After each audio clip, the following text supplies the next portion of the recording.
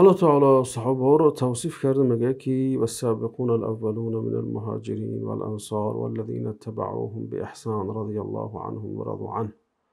یعنی اونهایی که پیشدستی کردند، پیشروی کردند از مهاجران و انصاری ها و اونهایی که بعد از اونها آمده اونها را به نیکی پیروی کردند. اینجا الله تعالی وعده جنت میده و با همین الله تعالی اونها را، عدالت اونها را برای ما بیان میکند. و همچنین در آیه دیگه میگه که لکن الرسول والذین آمنوا معه جاهدوا باموالهم و انفسهم و اولئک لهم الخیرات و اولئک هم المفلحون. میگه که پیامبر و آنانی که با پیامبر هستند جهاد کردند به مال خود، به نفس خود و نیکی ها برای آنها فراوان است و آنها رستگاران هستند که برای آنها جنت و دیگر چیزها آماده کرده شده است.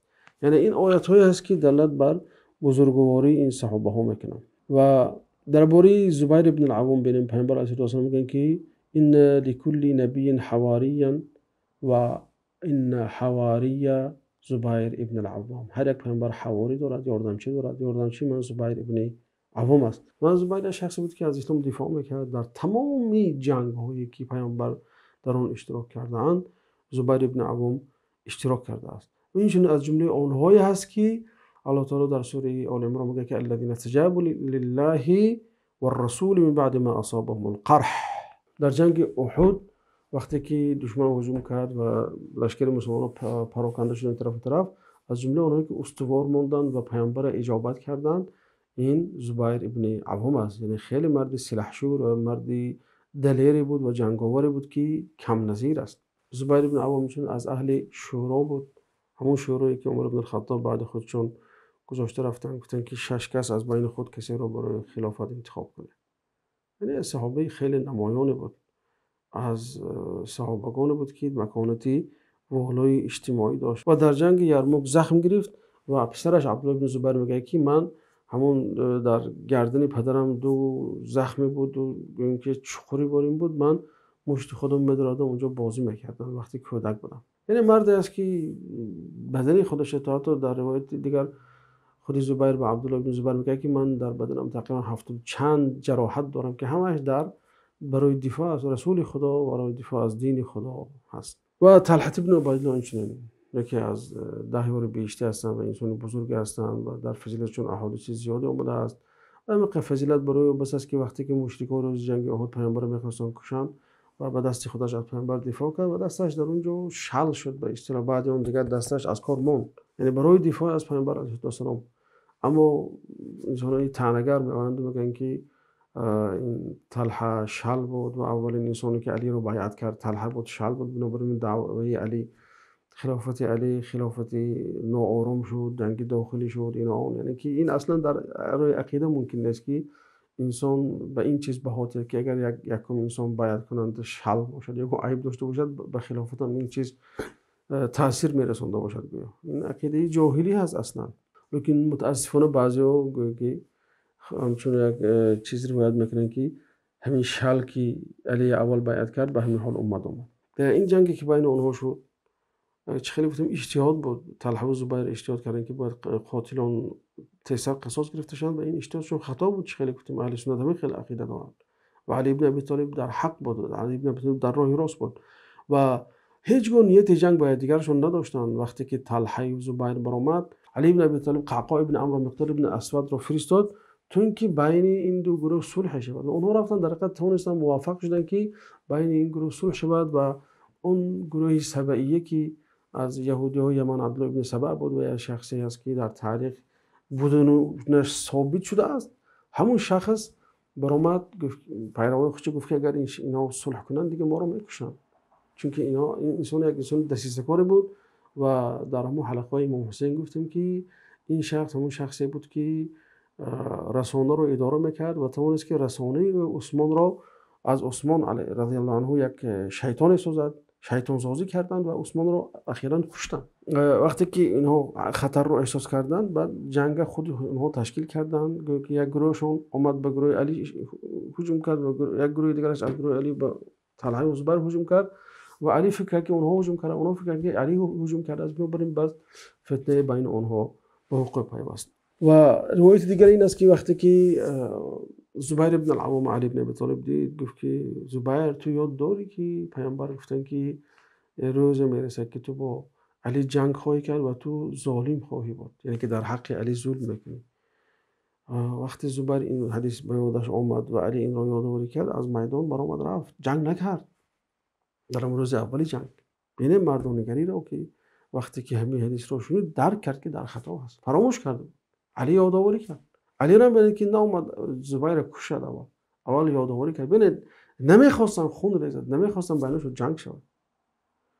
اما در تاریخ روایت هر خیلی آمده است، در حقیقت هر انسان مثلا ابو مخنف شخصی از در تبری که بسیار روایتش میآید یک شخص ضعیف است، روایتش بی اساس است. بسیار انسان ها در اطراف همون روایت های ابو مخنف میگیرن یک روایت رو دیگر در اطراف همون قصه خودشون، داستان خودشون، یا اینکه چه خیلی میگن اسطوره خودشون میسازن، گویی که صحابه ها بیناشون بدبینی بود، گویی که صحابه ها به دو گروه جدا شده بودن، گروهی بنی هاشم و گروهی بنی امیه، این و آن دیگر، اون چیزایی که در جاهلیت میارن اینجا دیگر به فانتزی سیاسی خود دیگر کار میفرمایند و اونها رو همه خیلی جلوه میدن. و چه خیلی ما این فانتزی رو مثال باور کنیم، در حالی که در جنگی بدر صحابه بودن که بر ضد پدر خودشون جنگ میکردن، بر ضد برادر خودشون جنگ میکردن. تا روایت هست که عمر بن خطاب هم گفت که من کدوم خیش خودم بکشم در جنگ وقتی که اسیر قبضم در جنگ بدر. و علی بن ابی طالب هم گفت که من فلان رو میکشم در جنگ بدر، اون که وجود خیشی داشته. یعنی که هیچگاه این نعره های قبیلوی و که قبیله چیگی و موزور و دیگر و کمزور و ما تازه تر اونها ناتازه، این چیزها در بین اونها نبود.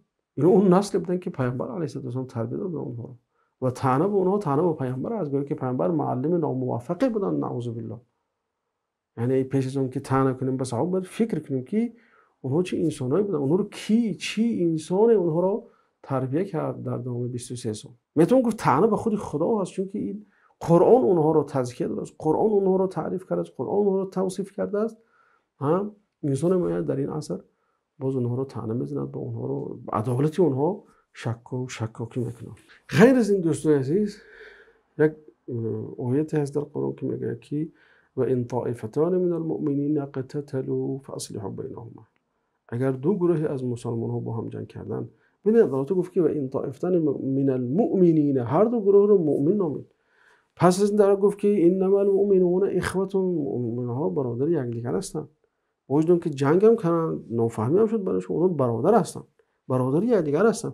یعنی که اینجا ایمان از اونها نفی نکرد، ایمان اونها رو خالی از ایمان نگفت هم یک طرف دیگر است، بلکه هر دو طرف رو صاحب ایمان گفت. خیلی که امام بخاری هم میگن که این دلیل برام میکنه که شخص بس گناهش از ایمان بیرون نمیشه، لا یخرج عن الایمان بالمعصیه. غیر از این خود حدیث پیامبر علیه السلام وقتی که حسن ابن علی رضی الله عنه رو با آغوش گرفتن و براشون گفتن که ان ابن هذا سید لعل الله ان یصلح به بین فئتین عظیمتین من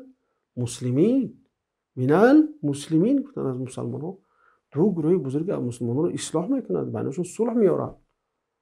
یعنی هر دو رو پیامبر با کلمه مسلم و مؤمن برای ما معرفی میکنه. و همین کافی نیست که بایم با کو کنیم، جنجال کنیم با پشت اینها.